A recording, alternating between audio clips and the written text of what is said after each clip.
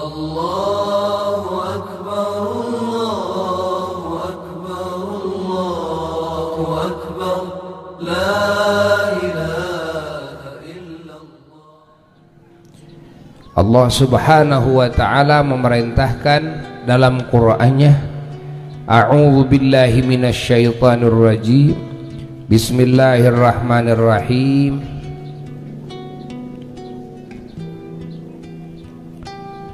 Qu anfusakum wa ahlikum nara.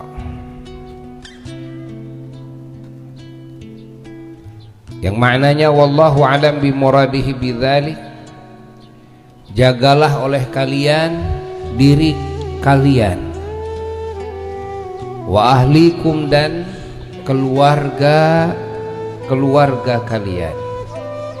Dimulai dari diri kita lalu keluarga kita, itu yang terdekat. Naro, jagalah oleh kalian dari api neraka. Perintah Allah ini artinya luas, makna bahwa Allah Subhanahu wa ta'ala memerintahkan kepada kita semuanya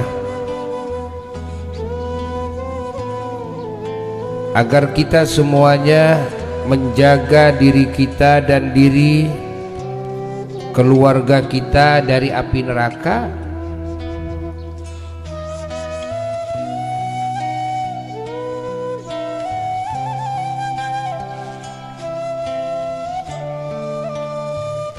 Maknanya adalah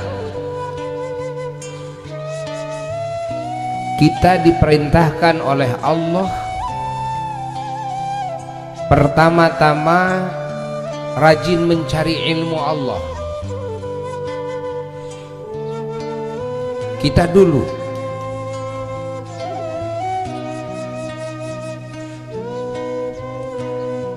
sehingga kita mengenal kepada apa-apa yang wajib dikenal, apa-apa yang seharusnya dikenal. Lalu yang kita kenali ini juga di sana ada yang wajib kita lakukan, yang mana kalau kita mengabaikan yang wajib kita lakukan,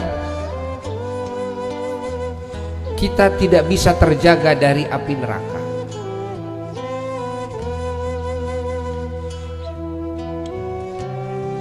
Lalu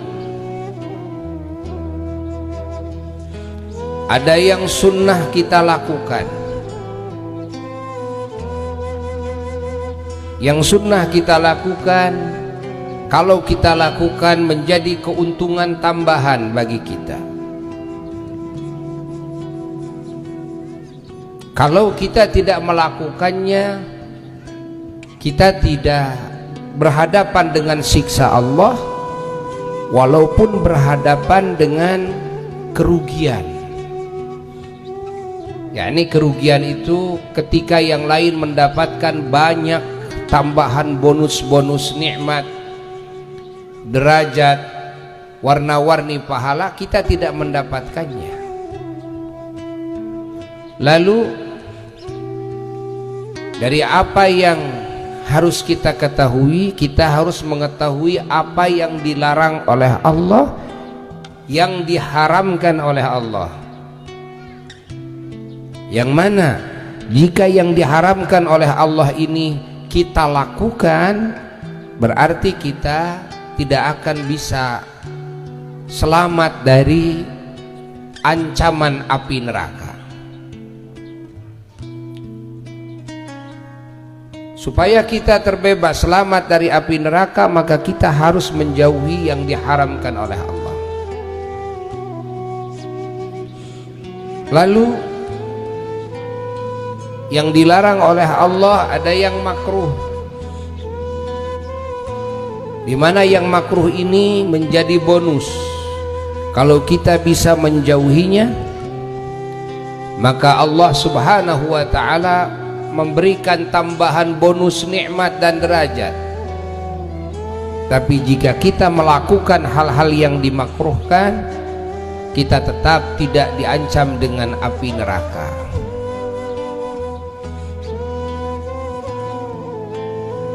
Maka makna ku anfusakum dalam firman Allah, ya ayyuhalladzina amanu ku anfusakum wa ahlikum nara, kalian harus menjaga diri kalian dan harus menjaga keluarga kalian dari api neraka, adalah pertama-tama kita harus mencari ilmu dulu.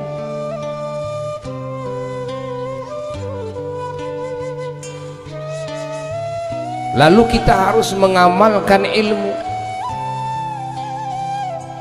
dengan sebenar-benarnya. Mana yang diwajibkan, lakukan. Jangan sampai ada kewajiban yang tidak dilakukan.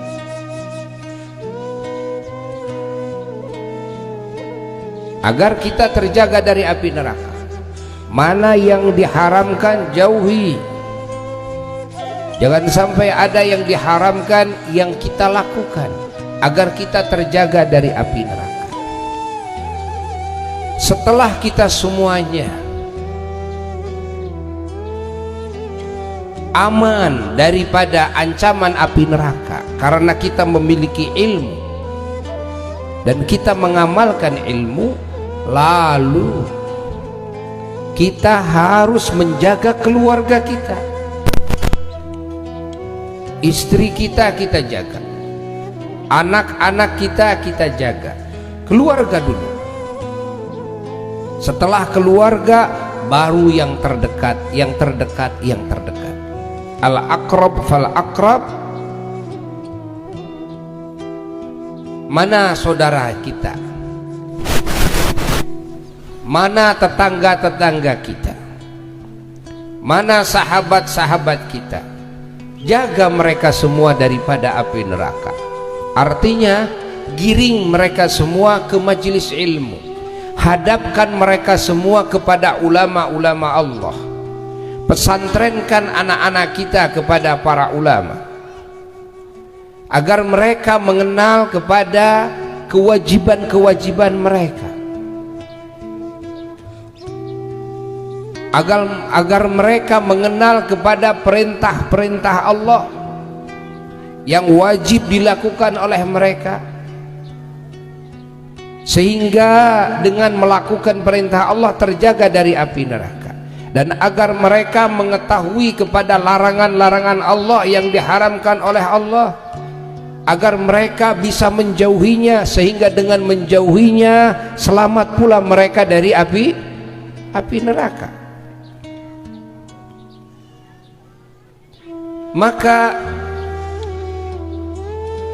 di dalam segala sendi kehidupan kita manusia di dunia ini, Allah selalu menaruh aturan-aturan yang harus ditaati oleh kita dalam segala hal.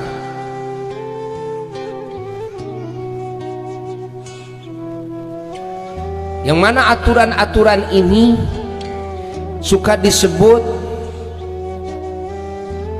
hak dan kewajiban. Kalau Buya ngomongnya kewajiban dan hak,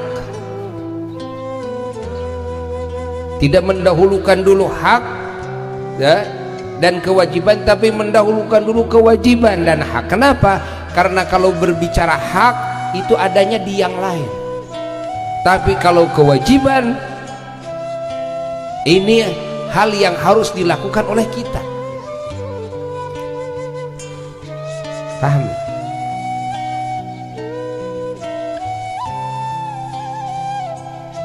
Allah subhanahu wa ta'ala punya hak dan kita punya kewajiban. Hak Allah yang wajib kepada kita, Allah hak diyakini, diimani, dipercaya keberadaannya dan kemahasuciannya dari segala sifat kekurangan. Wajib diyakini kesempurnaannya dengan segala sifat kesempurnaan. Allah punya hak diketahui oleh kita wahyunya, diketahui oleh kita hukum-hukumnya, yakni hukum syariat yang Allah bentangkan kepada kita.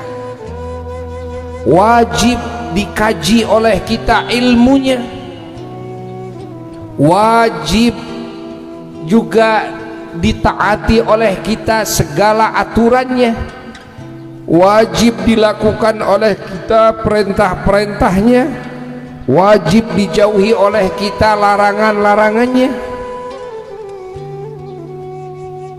Allah punya hak yang wajib atas kita semua, bahwa akhlak-akhlak Allah harus kita tiru,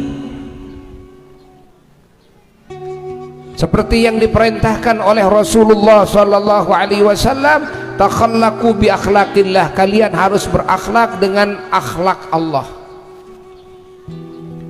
Akhlak Allah yang Allah tunjukkan terlebih dahulu adalah Ar-Rahman Ar-Rahim, yang maha pengasih dan maha penyayang. Maka kita harus berakhlak dengan akhlak Allah. Jadilah kita sebagai pengasih dan penyayang,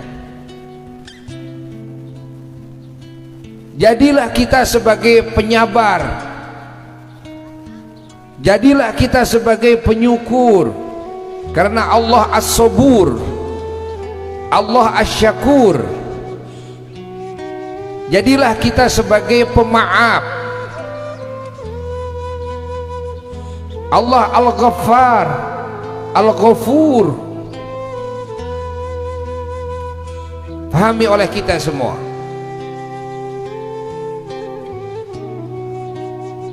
Jadilah kita sebagai pemberi, Allah Al-Mu'ti. Sifat-sifat Allah Jalla Jalaluhu wahdah harus kita ikuti. Ini adalah kewajiban atas kita, dan ini merupakan hak Allah.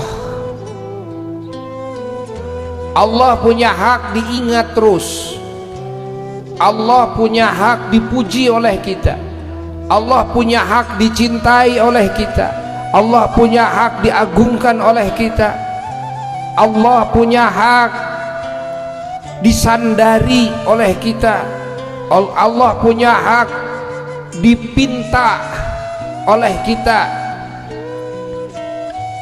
Allah punya hak, ingat, dirindukan oleh kita. Banyak hak-hak Allah yang wajib atas kita. Lalu Allah Subhanahu wa ta'ala membentangkan aturannya yang di dalamnya ada kewajiban dan hak antara kita dengan sesama makhluknya, antara kita dengan sesama ciptaannya, khususnya antara kita dengan sesama manusia. Maka kita harus mengkaji ilmu Allah tentang kewajiban-kewajiban kita dan hak-hak orang lain yang wajib atas kita. Apa kewajiban saya kepada orang lain? Yang disebut orang lain itu pertama-tama adalah Sayyiduna wa Maulana Muhammad sallallahu alaihi wa alihi wasallam sebagai utusan Allah, yang mana beliau sebagai utusan Allah mempunyai hak yang wajib atas kita semua. Apa? Hak diimani, hak dipercaya,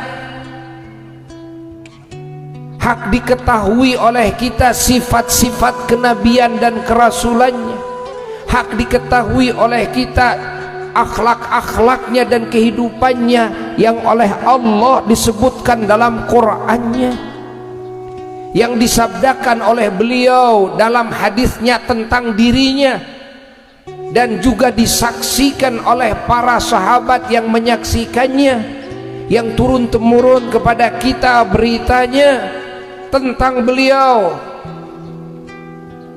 Ini kewajiban kita, ini hak Nabi harus diketahui. Jangan mendahulukan mengetahui selain Allah dan Rasulnya. Ingat, dahulukanlah mengetahui Allah dan Rasulnya. Itu hak yang paling penting yang wajib atas kita semua sebagai utusan Allah. Hak diketahui ilmunya, dikaji ilmunya, dicari ilmunya, dan juga ditaati semua aturannya, diikuti semua sunnah-sunnahnya dan akhlaknya, perilakunya, perbuatannya, ucapannya. Seorang Rasul punya hak yang wajib atas kita semua, dicintai oleh kita, diagungkan oleh kita, dipuji oleh kita, dirindukan oleh kita,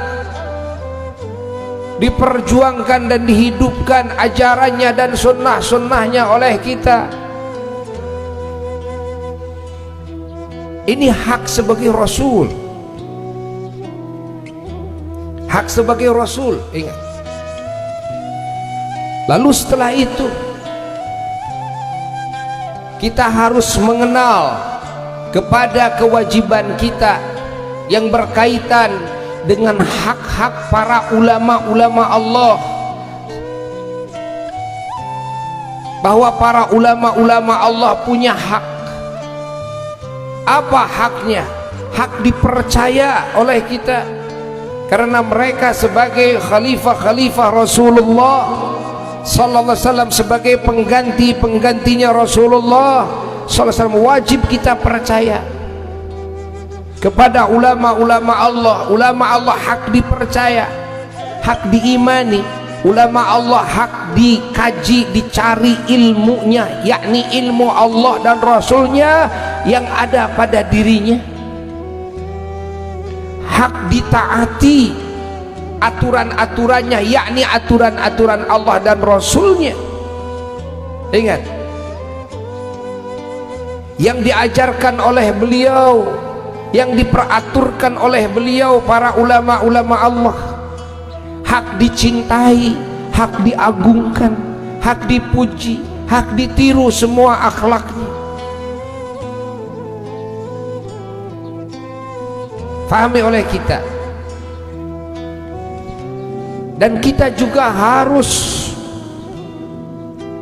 menjalankan kewajiban yang berkaitan dengan hak makhluk Allah yang lain, yang lebih utama diantaranya siapa? Adalah orang tua. Kita punya kewajiban yang berkaitan dengan orang tua, bahwa orang tua ini punya hak. Apa hak orang tua? Hak orang tua adalah ditaati oleh kita, hak orang tua dicintai oleh kita, hak orang tua dimuliakan oleh kita, hak orang tua dilayani oleh kita, hak orang tua disyukuri segala kebaikannya oleh kita. Ingat, ini hak orang tua yang wajib atas kita semua. Lalu juga ada yang punya hak dan punya kewajiban kita dengan pemerintah, bahwa pemerintah punya hak ditaati oleh kita, aturan-aturannya ditaati oleh kita selama tidak berbentrokan dengan aturan Allah. Lalu juga suami punya hak yang wajib atas kita sebagai istrinya, adalah hak ditaati oleh kita. Ingat, hak dihormati, hak dicintai, hak dilayani. Ini hak-hak suami. Lalu juga dengan sesama muslim, ada hak-hak sesama muslim. Lalu ada hak-hak tetangga yang lebih daripada umumnya muslim. Ada hak orang-orang yang berbuat kebaikan kepada kita yang lebih daripada yang lainnya. Pahami? Dan sebaliknya, ketika kita menjadi suami pun punya kewajiban atas istri kita yang memiliki hak. Ketika kita menjadi pemerintah, kita pun punya kewajiban atas rakyat kita yang memiliki hak. Ketika kita menjadi orang tua, kita punya kewajiban atas hak-hak anak. Pahami? Ketika kita menjadi ulama, kita punya kewajiban atas hak-hak umat. Satu sama lain pada memiliki kewajiban dan pada memiliki hak masing-masing, yang mana setiap manusia diperintahkan menjalankan kewajibannya, yakni memenuhi hak-hak orang lain siapapun itu. Siapa yang bisa memenuhi hak-hak Tuhannya dan hak-hak makhluknya, maka itu baru disebut orang soleh. Orang soleh adalah al-qaim bi huquqillah wa huquqi ibadillah wa huquqi khalqillah. Orang yang bisa memenuhi hak-hak Allah dan yang bisa memenuhi hak-hak hamba-hamba Allah, hak-hak makhluk Allah. Atau kita, kalau kita ngurus kucing, kucing punya hak dikasih makan oleh kita. Kita ngurus burung, burung punya hak dan dikasih makan oleh kita.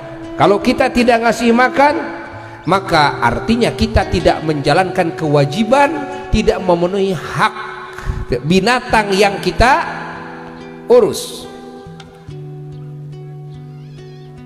Siapa yang tidak menjalankan kewajibannya, maka ini bukan orang soleh, diancam oleh Allah dengan api neraka. Pahami? Maka makna ku anfusakum wa ahlikum naro itu luas. Ku anfusakum maknanya juga kita harus mengetahui kepada segala kewajiban kita yang berkaitan dengan Allah dan segala kewajiban kita yang berkaitan dengan sesama makhluk Allah. Jangan sampai salah memaknai orang soleh, bahwa orang soleh bukan orang yang diam, orang soleh bukan orang yang tidak pernah ngomong, orang soleh bukan orang yang kerjaannya ngerumpi di rumah, bukan. Dan orang soleh bukan orang yang tidak pernah bawel kepada suaminya, dan bukan begitu. Boleh jadi orang soleh, kan, adalah orang yang bawel, kan? Boleh jadi orang soleh sewaktu-waktu adalah dia orang yang kelihatannya marah, dan kelihatannya sangar sewaktu-waktu, tapi marahnya karena Allah. Boleh jadi orang soleh adalah orang yang galak, dia memukul anaknya karena anaknya tidak sholat. Setelah anaknya umur 10 tahun, setelah terus dengan cara-cara yang lebih halus tidak jalan, tidak ditaati, maka orang tuanya bawa sapu lidi, lalu memukul anaknya dengan pukulan yang tidak merusak, karena pukulan ini adalah pukulan mendidik, melotok, kan, marah, tapi marahnya karena Allah. Boleh jadi ini yang disebut soleh, kan? Bukan yang dia, bukan yang soleh itu. Yang soleh adalah yang bisa menjalankan kewajibannya masing-masing, baik antara dirinya dengan Tuhannya maupun dirinya dengan sesama makhluk Tuhannya. Pahami oleh kita. Dan kewajiban-kewajiban ini Allah hadirkan begitu pula hak-hak Allah terapkan dalam segala sendi kehidupan manusia.